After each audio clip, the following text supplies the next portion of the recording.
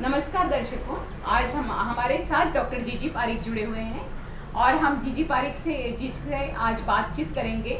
और 96 years old के होने के बावजूद भी जो जज्बा कायम है, जो जुझारूपन कायम है और जिस तरीके की उनकी जद्दोजहद रही है पूरी ज़िंदगी भर, इसके बाद भी एक जो हम कहते हैं ना, आज के बच्चे कहते हैं कूल चिल, तो इस तरीके का एक व्यक्तित्व आप देख सकते हो कि जीजी के पास है। इसलिए उनके सारी जनरेशन्स उनकी दोस्त हैं और आज हम समझना चाहते हैं उनके मुंह से उन्होंने देखा हुआ आंदोलन और आज का किसान आंदोलन, आज के किसान आंदोलन में होने वाली बातों को लेकर उनका क्या नज़रिया है और वो उसके ऊपर क्या टिप्पणी करना चाहते हैं, ये हम समझना चाहते हैं कि जीजी की जो पूरी जीवनी है, तो जीजी की जीवनी में कितने सारे पड़ाव आए होंगे ना। जैसे हमारे साथ एक छोटा बच्चा है, वो 14 साल का है, अगर हम देखा जाए तो 85 साल उसको मिल जाते जब वो जीजी के सामने बैठता है और वो सारे अनुभव समझना चाहता है। तो ये बहुत बड़ी बात है कि हम लोगों को एक अलग अलग अगर देखा जाए तो 12-12 साल से हम कह सकते हैं कि एक नई जनरेशन होती है पैदा। तो ऐसे कितनी जनरेशन्स उन्होंने देखी और इन सारे जनरेशन्स में होने वाले जो आंदोलन है, जो संघर्ष है, और उसको विकल्प देना या रचनात्मक तरीके से उसको जिंदा रखना, यूसुफ मेहर अली सेंटर के नाम से जिंदा रखना या गांधी दर्शन के नाम से जिंदा रखना या फिर अपनी पूरी जीवनी में जिंदा रखना, ये जो मिसाल है वो है डॉक्टर जीजी पारिक। तो आज डॉक्टर जीजी पारिक जिससे जब हम बात करेंगे तो हम समझना चाहेंगे कि आज जो किसान आंदोलन है वो किसान आंदोलन एक नई दिशा पकड़ चुका है और 91 डेज हो चुके हैं और उसके बाद 250 से ऊपर शहादतें हो चुकी हैं।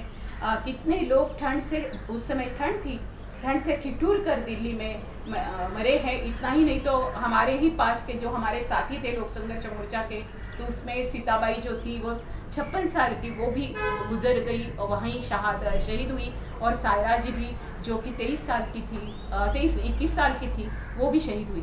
तो हम देखते हैं कि ऐसी शहादतें भी हुई। तो इन सारे आंदोलन के बारे में जैसे कि उन्होंने भी देखे हैं अपने ज़िंदगी में, तो इसकी कुछ सिमिलैरिटी है क्या जीजी? और अगर वो सिमिलैरिटी है तो फिर वो आप उसको कैसे देखते हो?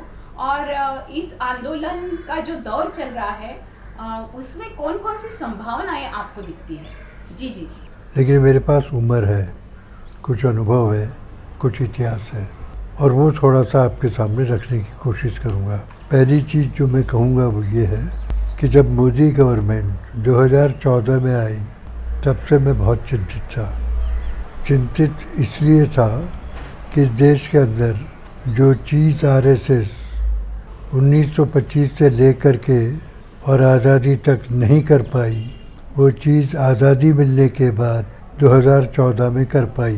2004 में बीजेपी की गवर्नमेंट ज़रूर आई थी, लेकिन वो अलग किस्म की गवर्नमेंट थी।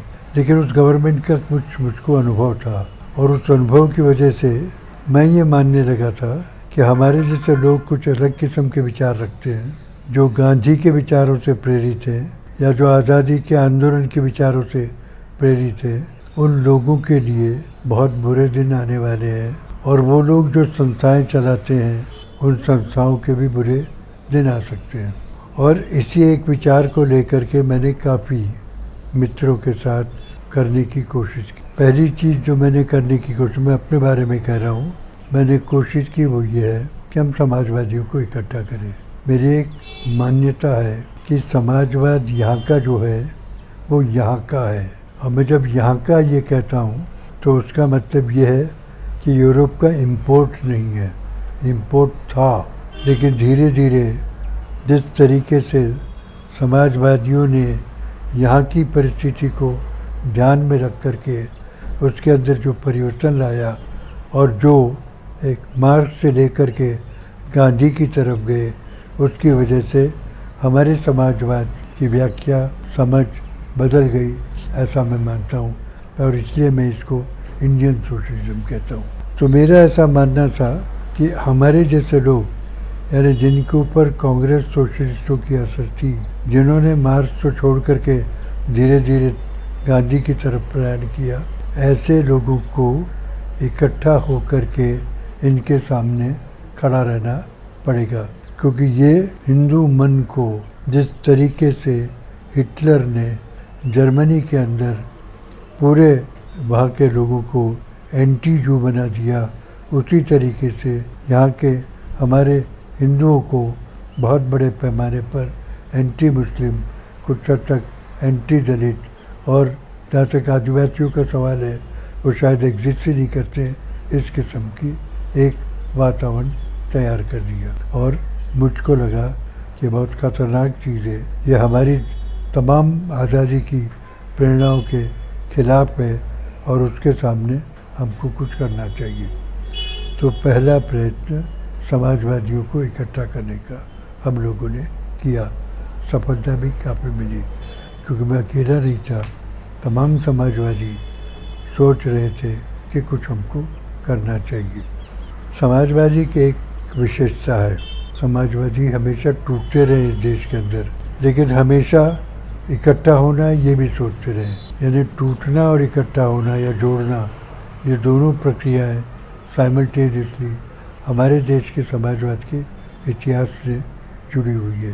तो जब कभी कोई ऐसा प्रयत्न होता है कि समाजवादी इकट्ठा हो, तो इसको सपोर्ट करने वालों की संख्या बहुत बड़ी हो जाती है। ऐसा मेरा पूरा 2014 के पहले भी जो प्रयत्न हुए, उसको जो रिस्पॉन्स मिला, उसकी वजह से मेरा ये मानना था कि समाजवादी अगर कोई प्रयत्न होता है कि वो इकट्ठा हो तो उसको रिस्पॉन्स मिलेगा। एक इसी को लेकर के जो पहला प्रयोग किया गया वो ये है कि समाजवादी लोग इकट्ठा होकर के, और जो समाजवादी बिखरे हुए अलग अलग पॉलिटिकल पार्टियों में, यहाँ तक कि बीजेपी में, उन तमाम लोगों को एक प्लेटफॉर्म दिया जाए जिसकी वजह से वो अपने विचार रख पाए और एक दूसरे के साथ एक रिश्ता जोड़ पाए। मेरी एक दृढ़ मान्यता है कि समाजवादी एक अलग किस्म का प्राणी है। वो अगर कहीं जाता भी है तो वहाँ जाकर के कभी उनका नहीं बन पाता। वहाँ के लोग उनको समाजवादी मानते हैं, और ये लोग कितने भी प्रयत्न करें तो भी जहाँ जाते हैं, यानी ये एक ऐसा ग्राफ्ट है कि जो कभी टेक नहीं होता है, मेडिकल भाषा में कहे तो, क्योंकि इतने बड़े पैमाने पर सोशलिस्टों के खिलाफ बाकी के लोग इकट्ठा हो जाते हैं कि जिसकी वजह से समाजवादियों का दूसरी पार्टियों में इंटीग्रेशन बहुत मुश्किल है। ऐसी एक मेरी मान्यता है। तो हमेशा हम लोगों ने ऐसा माना कि उनके साथ भी रिश्ता जोड़ना चाहिए, अगर वो एनडीए में हो तो भी, क्योंकि कभी न कभी वो बदलेंगे, क्योंकि वो कभी भी पूरे बीजेपी, आरएसएस, एनडीए के विचारों में मानने वाले नहीं बन सकते हैं। बने तो भी वहाँ उनकी हालत एक किस्म की गिल्ट फीलिंग से भरी हुई रहेगी। ये एक मेरी मान्यता थी और मुझे लगता है इसको बदलने की अभी तक जरूरत नहीं हुई। तो ये एक प्रयत्न हुआ, समाजवादी समागम करके हम लोगों ने प्रयोग किया, सुरीलम उसके कन्वीनर बने और वो प्रयोग अभी भी चल रहा है। एक दूसरा प्रयोग ये किया कि पहली गवर्नमेंट में, यानी अटल बिहारी वाजपेयी जी की गवर्नमेंट में, जिस तरीके से गांधीयन संस्थाओं को कैप्चर करने के प्रयोग हुए आरएसएस की तरफ से, उसी तरीके के शायद प्रयत्न फिर से होंगे। ये एक डर काफ़ी समाजवादी संस्थाओं को लगता था।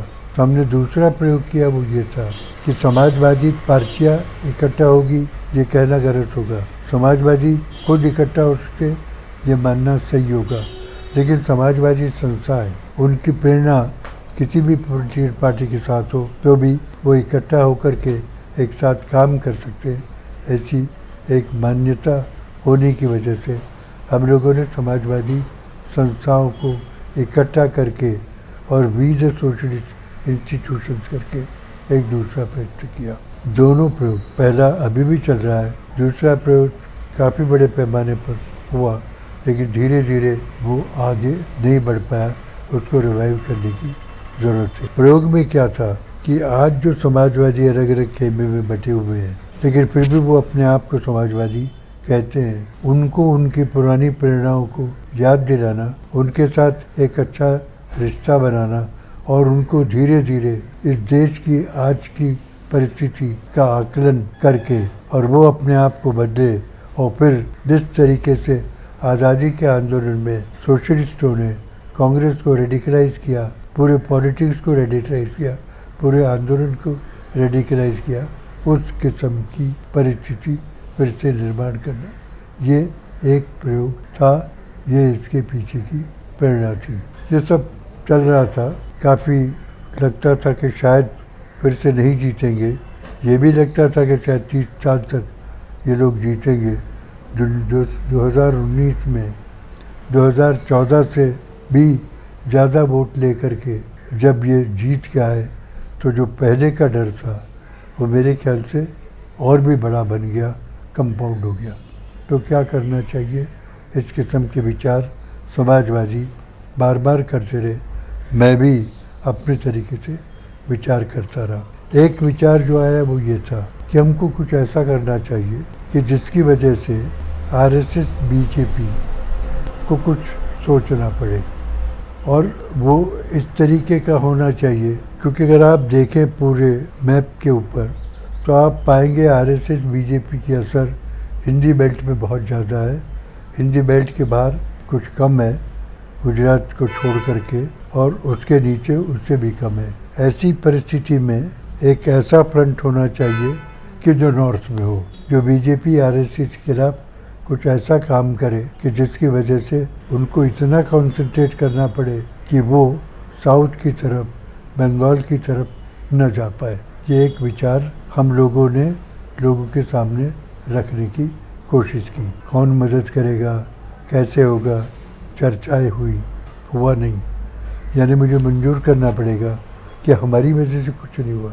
लेकिन अचानक देखा कि नरेंद्र मोदी ने जिस तरीके से 2014 से लेकर के कॉरपोरेट सेक्टर को बढ़ावा देने के लिए या इनफॉर्मल सेक्टर को खत्म करने के लिए जो प्रयत्न किए थे, जो कदम उठाए थे, और उन कदमों की वजह से नुकसान होते हुए भी उनकी पॉपुलैरिटी कम नहीं हुई थी, उन्होंने एक और कदम उठा दिया, और वो कदम था ये 3 कानून। 3 कानून क्यों लाए जा रहे हैं उसकी समझ समाजवादियों में थी, क्यों लाए जा रहे हैं उसकी समझ भी काफ़ी लेफ्टिस्टों में थी, कुछ एनवायरमेंटलिस्टों में या एक्टिविस्टों में थी, लेकिन किसानों में है या नहीं हमने सोचा नहीं था, कम से कम मैंने नहीं सोचा था। लेकिन देखा कि बहुत बड़े पैमाने पर किसान उसका विरोध करने लगे हैं, और इतना विरोध करते करते इन तीनों कायदों के बारे में उनकी समझ इतनी गहरी बन गई कि जिसकी वजह से एक थियरिटिकल आइडियोलॉजिकल फ्रेम, जो लॉजिकल फ्रेम है, ऐसी फ्रेम किसानों ने इन तीनों कायदों के खिलाफ खड़ी कर दी, और ये साबित कर दिया कि ये कायदे उनके लिए नहीं है, ये कायदे कॉरपोरेट सेक्टर के लिए है, ये कायदे हमारी पूरी कल्चर व्यवस्था को कॉरपोरेट सेक्टर देने के लिए बनाई गई है। और जब इस तरीके से उन लोगों ने सोचा तो फिर डीमोनेटाइजेशन क्यों हुआ, फिर जीएसटी क्यों आई, इन तमाम चीज़ों को आप एक विशेष तरीके से देखने लगते, और फिर आप जोड़ देते कि आईएमएफ वर्ल्ड बैंक ने जब वाशिंगटन कंसेंसस की बात की थी तो उसके पीछे क्या विचार था उसका, और आज जो हो रहा है उसका एक रिश्ता जुड़ जाता है। यानी कल के गुलाम देशों के नेचुरल रिसोर्सेज, उनके चीप लेबर का लाभ उठा करके, और कल के इंपीरियल पावर्स अपने लाइफस्टाइल को बनाते रहे और बगैर बंदूक के पुराने गुलाम देशों के ऊपर राज्य करते रहे। ये जो स्ट्रेटेजी उन लोगों ने कहे बगैर जो बनाई थी वो काफ़ी बड़े पैमाने पर स्पष्ट हो गई। तो मैं जब किसानों ने ये किया तो मुझको लगा कुछ होने लगा है, एक आशा पैदा हुई। सवाल ये उठता है, और किसानों ने जो हम लोगों ने आज़ादी के आंदोलन में भी जितना काम नहीं किया था उससे कहीं ज़्यादा मोबिलाइजेशन, उससे कहीं ज़्यादा अच्छी तरीके से अपने विचारों को लोगों तक रखा। एक महत्व की चीज़ मुझको दिखाई दी, वो ये किसानों ने जब कभी कुछ किया तो उसकी असर समाज के ऊपर क्या होगी उसको ध्यान में रख करके उसको मिटिगेट करने के प्रयत्न भी खुद ने किए। जैसे उदाहरण मिसाल के तौर पर जब रेल रोको कहा तो रेलवे के अंदर जो पैसेंजर थे उन पैसेंजर से माफ़ी भी मांगी और उनको कुछ हद तक एंटरटेन करने की कोशिश भी की। यानी उन किसानों ने समाज के साथ अपने आप को जोड़ने का जो प्रयत्न आज़ादी के आंदोलन में हुआ था, जो प्रयत्न ट्रेड यूनियन मूवमेंट में नहीं होता है, वो किसानों ने करके दिखाया। मुझे लगता है कि बहुत बड़ी चीज़ है। आपने कहा उस तरीके से किसानों ने एक और चीज़ भी कही। किसानों ने अपने जात और धर्म और ख़ास तौर से जिस बेल्ट में दलितों के प्रति जिस किस्म की धारणाएं हैं या व्यवहार है, उसको भी बदलने की कोशिश की। यानी किसानों ने जब दलितों की महापंचायत बनाई तो मुझको याद आया कि आज़ादी के आंदोलन के अंदर आंदोलन की वजह से मेरे जैसे लाखों लोग बदले। यानी जो रिफॉर्मिस्ट करना चाहते थे, रिफॉर्मिस्ट से काफ़ी कुछ किया, लेकिन जिस रफ्तार से रिफॉर्मिस्ट की असर होती थी उससे कहीं ज़्यादा बड़े रफ्तार में आज़ादी के आंदोलन की वजह से विधवा विवाह संभव नहीं था एक ज़माने में, नॉर्मल बन गया। मैं बहुत सी चीज़ कह सकता हूँ, लेकिन जो मैं कहना चाहता था वो ये, मेरी एक थीसिस है कि कोई भी परिवर्तन लाना है तो दो चीज़ें ज़रूरत होती है। आंदोलन में लाना परिवर्तन सामाजिक सुधार से कहीं ज़्यादा तीव्रता से आता है और सरकार के कायदों से तो कहीं ज़्यादा तीव्रता से आता है।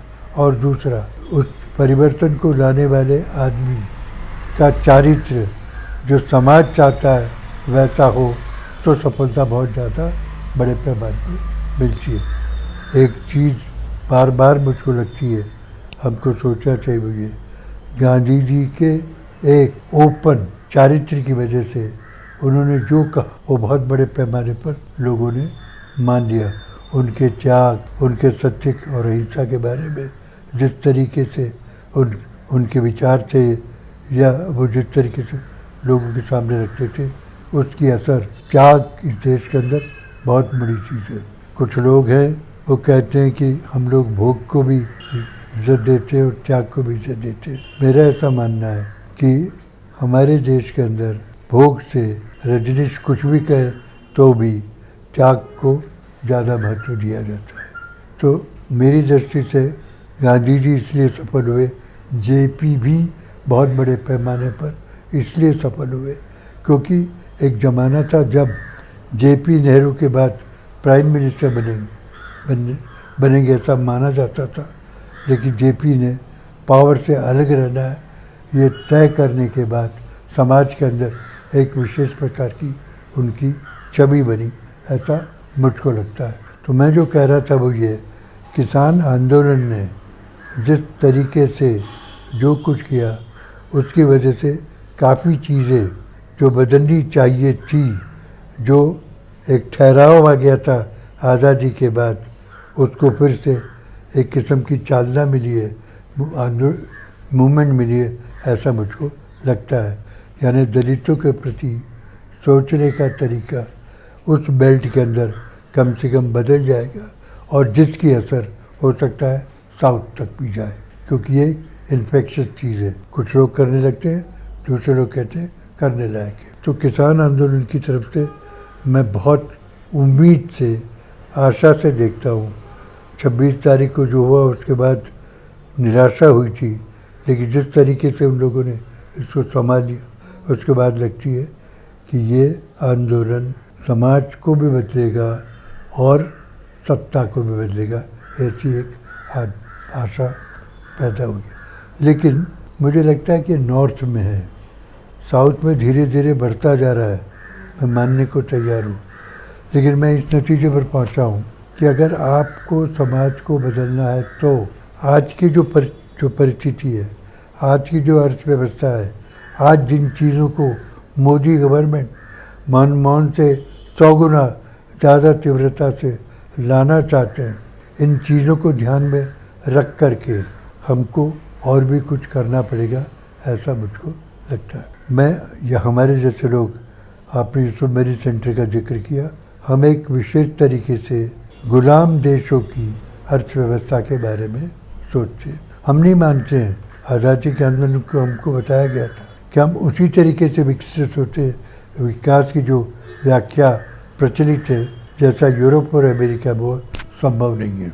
ये हमारा पहला एग्जाम है, यानी हम मानते हैं कि संभव ही नहीं है। ये अनुकरण करना पाश्चात्य देश का या पाश्चात्यकरण करना, इससे हमारा विकास होगा, ये विचार एक ज़माने में बहुत बड़े पैमाने पर शुरू हो गया था। यहाँ तक कि इस किस्म का विकास लाने के लिए सरकार को कदम उठाने पड़ेंगे। यह आज़ादी के ज़माने में बहुत पॉपुलर हो गया था, सर्वमान हो गया था। मेरे जैसा आदमी मानते हैं कि सरकार भी उस किस्म का विकास कल के गुलाम देशों का नहीं कर सकती है। तो क्या करना चाहिए? जब ऐसा सोचते हैं तब हमारे जैसे कुछ लोग गांधी की तरफ जाते हैं। वैसे भी गांधी की तरफ गए थे, लेकिन आज की अर्थव्यवस्था को ध्यान में रख करके, और ख़ास तौर से green house gas, carbon footprint, global warming या जो भी कुछ आजकल हो रहा है, इसके संदर्भ में अगर देखें तो मिटिगेशन या एडेप्टेशन ये सॉल्यूशन नहीं है। ऐसे नतीजे पर मैं पहुंचा हूँ। आप एनर्जी कहाँ से पैदा होती है ये सोच करके, नई एनर्जी करके आज ही के लाइफस्टाइल को आप सस्टेन कर सकते हैं, ये मैं मानने के लिए तैयार नहीं हूँ। मेरे जैसे काफ़ी लोग होंगे, ऐसा मुझे लगता है। Natural resources club of Rome ने जिस तरीके से कहा उस तरीके से लिमिटेड है, वो वैसे ही रहेंगे। रिसाइकल हो सकता है, साइकिल होता रहेगा, बढ़ नहीं सकते। तो क्या करना चाहिए, इस किस्म का एक सवाल पैदा होता है। दूसरा सवाल जो पैदा होता है वो ये कि जिस तरीके से एक ज़माने में टेक्नोलॉजी का मालिक कौन, इंसान या टेक्नोलॉजी, उसका जवाब गांधी जी ने देने की कोशिश की, उसका जवाब डॉक्टर लोहिया ने देने की कोशिश की, उसका जवाब सोशलिस्टों की देने की कोशिश की, और कुछ हद तक गुजरात में ऐसे प्रयोग हुए जिन्होंने उनको कहा मानवीय टेक्नोलॉजी, यानी इंसान कंट्रोल कर पाए, इस किस्म की टेक्नोलॉजी से विकास होना चाहिए। ऐसे एक विचार को पॉपुलराइज करने का बहुत बड़ा आंदोलन गुजरात में हुआ। मुझे लगता है उसकी बहुत बड़े पैमाने पर ज़रूरत है। तो मैं जो कह रहा था वो ये है कि जब किसान की वजह से थोड़ी आशा पैदा हुई है, किसान आंदोलन की वजह से, और किसान आंदोलन जल्दी बंद होगा ऐसा लगते नहीं है, ऐसे वक्त के ऊपर एक दूसरा फ्रंट भी हमको शुरू करना चाहिए। और मैं कोशिश कर रहा हूँ कि दोस्तों से ये कहूँ कि आज जिस तरीके से इस बजट में प्राइवेट सेक्टर को और प्राइवेटाइजेशन, यानी दोनों चीज़ हो रही है।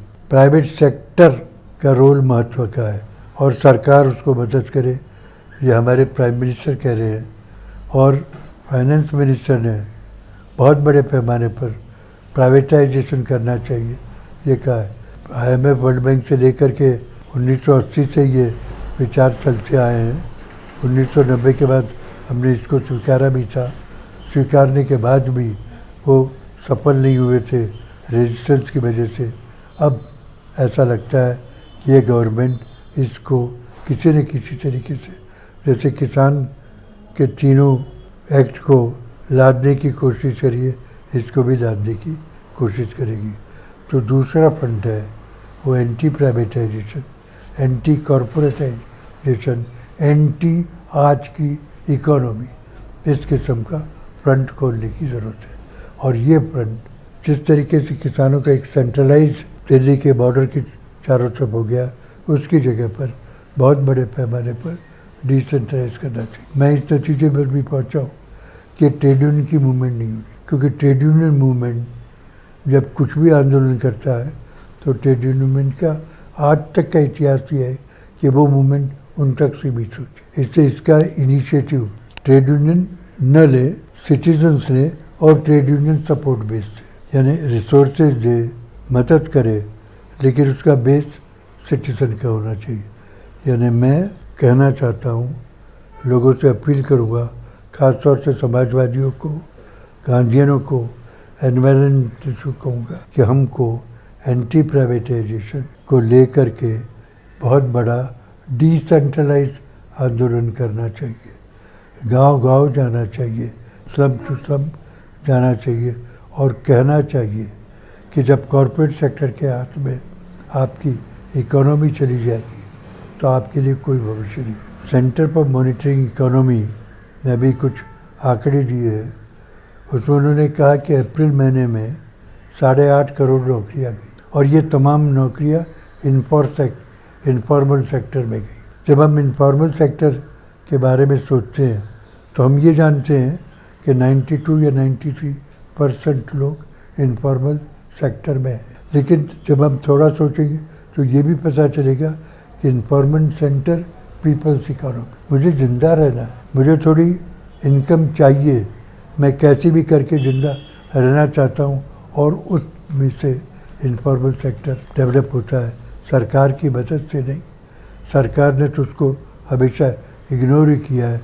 तो इस पीपल्स इकोनॉमी को हम किस तरीके से सस्टेन कर सकते हैं, ज़्यादा एफिशिएंट बना सकते हैं, इस तरीके से हमको सोचना चाहिए।